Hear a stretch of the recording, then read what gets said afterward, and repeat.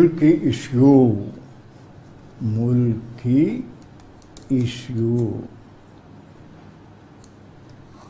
This is the topic now. Mulki problem is very important problem in the history of Telangana. Because of this problem, the differences arose between Andhra and Telangana. Ultimately, it led to the separation of the state, Andhra Pradesh. This Mulki issue had a long history. It started during the period of Bahmanis.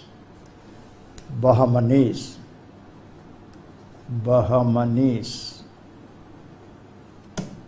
started from Brahmani period. Actually, how this problem is developed? Muhammad bin Tughlaq occupied Andhra country by defeating Kakatiyas in 1323. Afterwards, what happened? After the occupation of the Muslims, during his period, some Muslims came from North India and settled in Deccan. These people did not go back. Ultimately, they settled and they became the natives. After fall of this Muhammad bin Tughlaq's empire, in 1347, Hassan Gangu Bahman established Bahmani kingdom in Deccan with the capital Gulbarga. This Bahmani kingdom continued for 2 centuries. It ruled over Deccan. During this period, other Muslims from other parts, from North India, from Turkey, Arabia, Iran, Iraq, came to Deccan and settled. Gradually, what happened? These 2 sections, the first coming Muslims and the later coming Muslims, in this way they were divided. The Bahmani Sultans gave importance to the foreign, outside Muslims, and they were appointed in the higher posts. Therefore, differences arose. This is the reason for the development of the difference between 2 sections. The people who came to Deccan in the beginning, during the time of Sultan Muhammad bin Tughlaq, they thought themselves as natives, and they considered the Muslims who came during the Bahmani period are outsiders. In this way, a notion developed. The first Muslims themselves designated as Deccanese because they lived in Deccan. The next coming Muslims are designated as non-natives. These were called natives, those who were called non-natives. Non-natives are designated themselves as Deccanese. The foreigners are designated as Afakis. Afakis. The first Muslims, the first coming Muslims are designated as natives and called themselves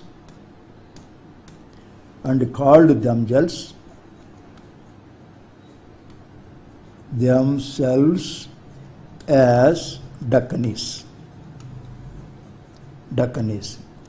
The next coming Muslims are designated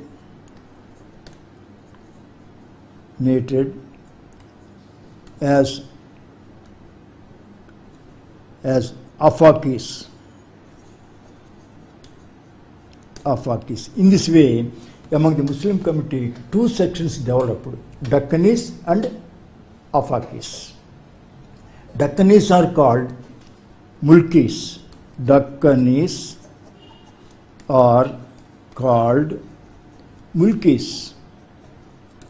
Mulkis means natives.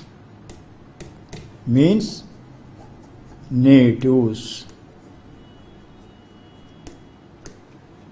Afakis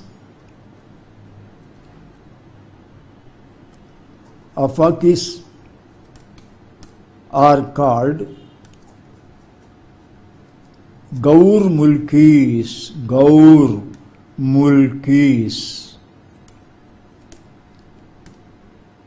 In this way, two names were invented, Mulkis and Gaur Mulkis. Mulkis are Deccanese, Gaur Mulkis are outsiders. These Bahmani kingdoms, Bahmani sultans, gave highest post to the Afakis, particularly for the first time during the time of Ahmad Shah first. Ahmad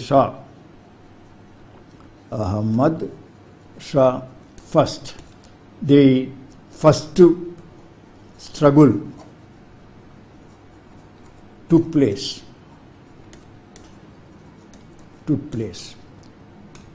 because he appointed one Afaki named Khalifi Hassan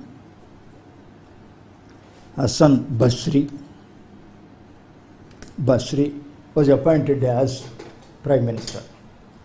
This Afaki appointed in the higher post Afakis, and he did not care about the Deccanese.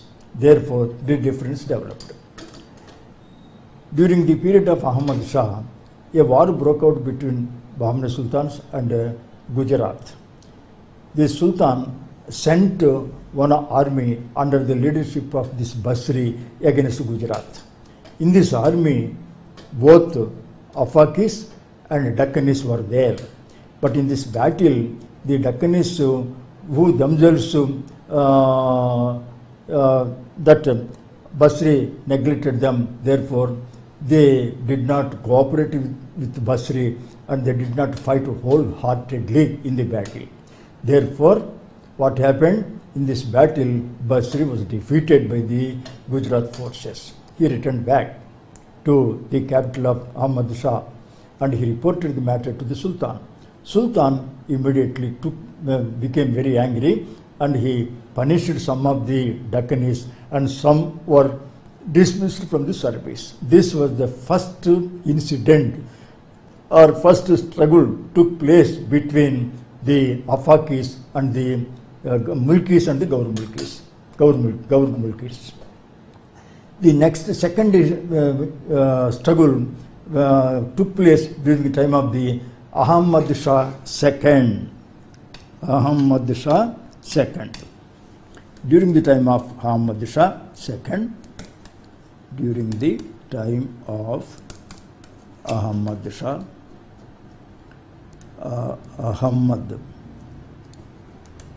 Ahmad Shah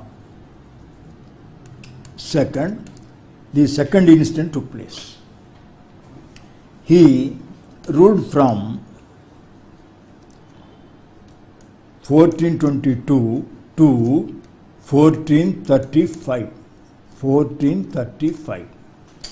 During this period, he sent a second expedition against Gujarat under the same Basri, Hassan Basri. This time he sent 10,000 army. In this 10,000 army, 7,000 soldiers were Mulkis or Deccanese and 3,000 soldiers were Afakis.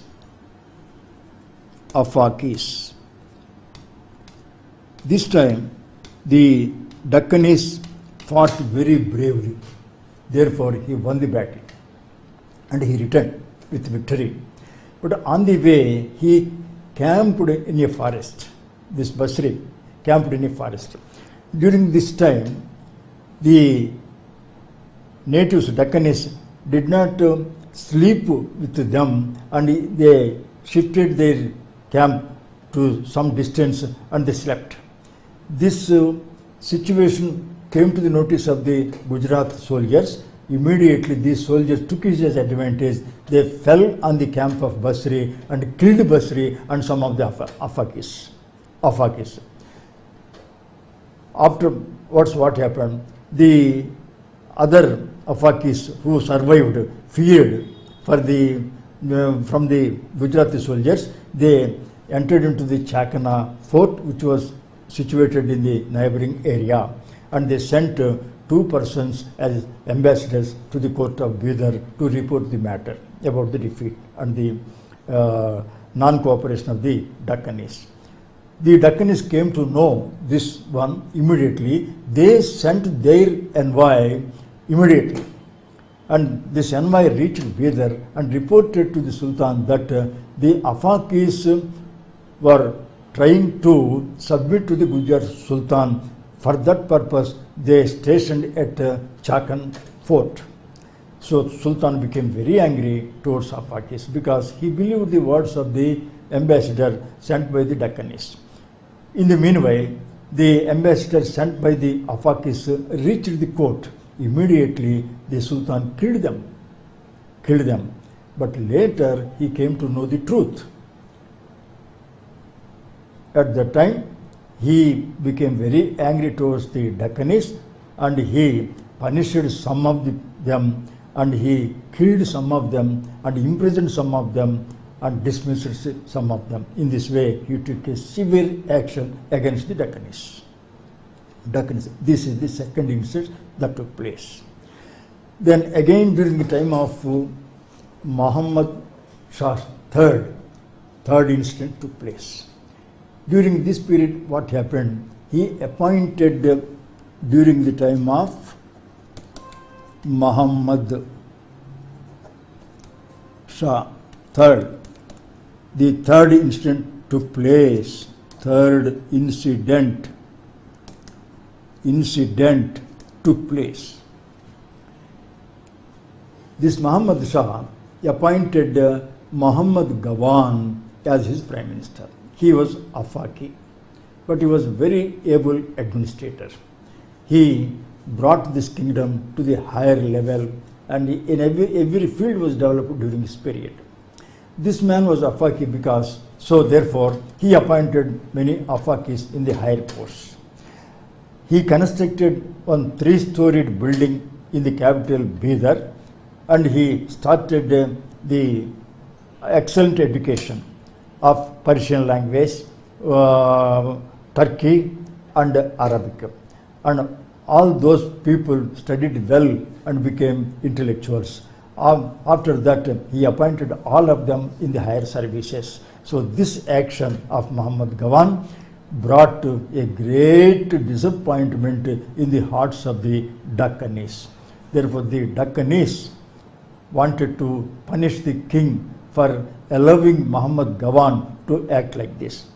These Dakkanis, at a stretch, raided on the royal palace and they tried to kill Muhammad Shah. At that time, the founder of the Golconda kingdom, that Kuli Qutub Shah, was there. He was the guardian of Sultan. He bravely fought this Dakkanis and saved the life of Muhammad Shah. Otherwise, he would have died. So this incident took place. Afterwards, the Dakkanis and the Afakis fought each other. In this battle, several people died.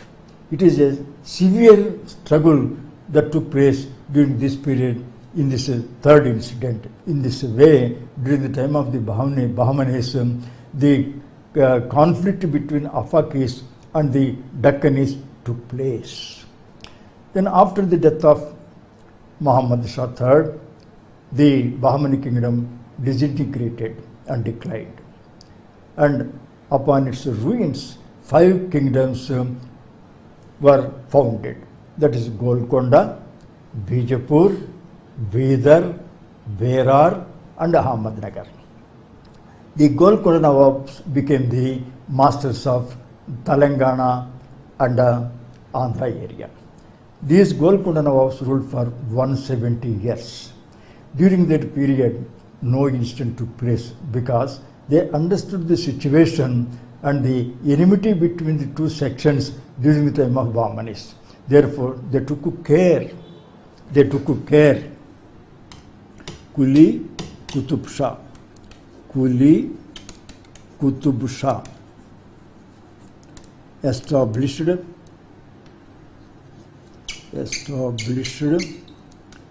Golconda Kingdom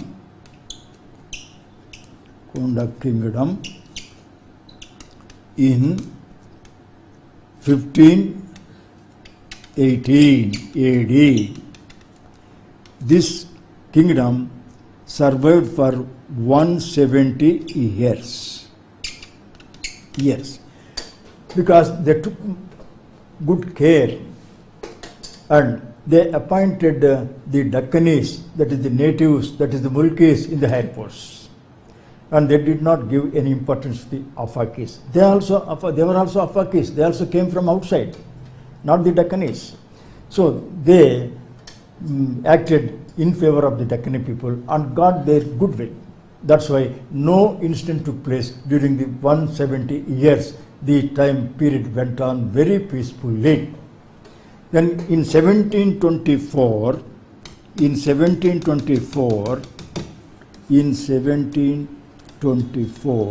Nizam ul Mulk established Asaf Jahi kingdom. It is also called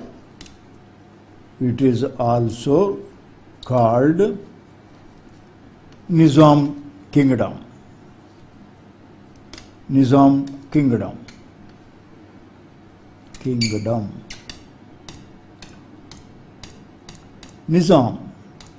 during their period, this kingdom survived for 224 years. Survived for 224 years. Again, during this period, the problem arose. Nizam ul Mulk came from Delhi, and along with him, he brought several northern people, and also from Persia and etc.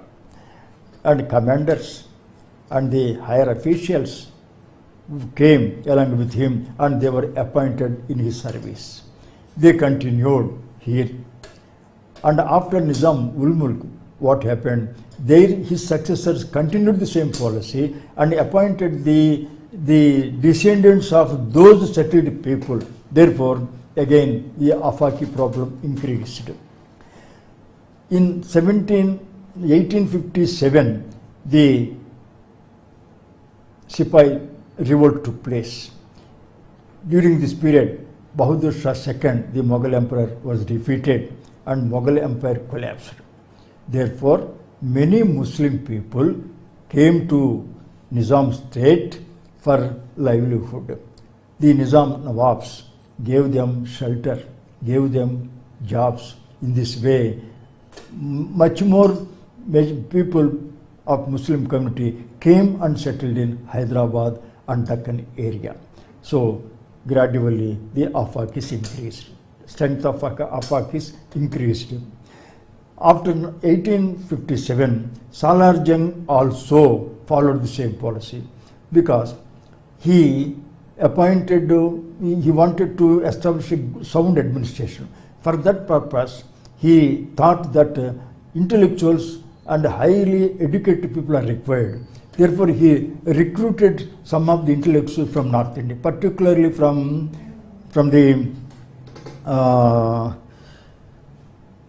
the Aligarh University.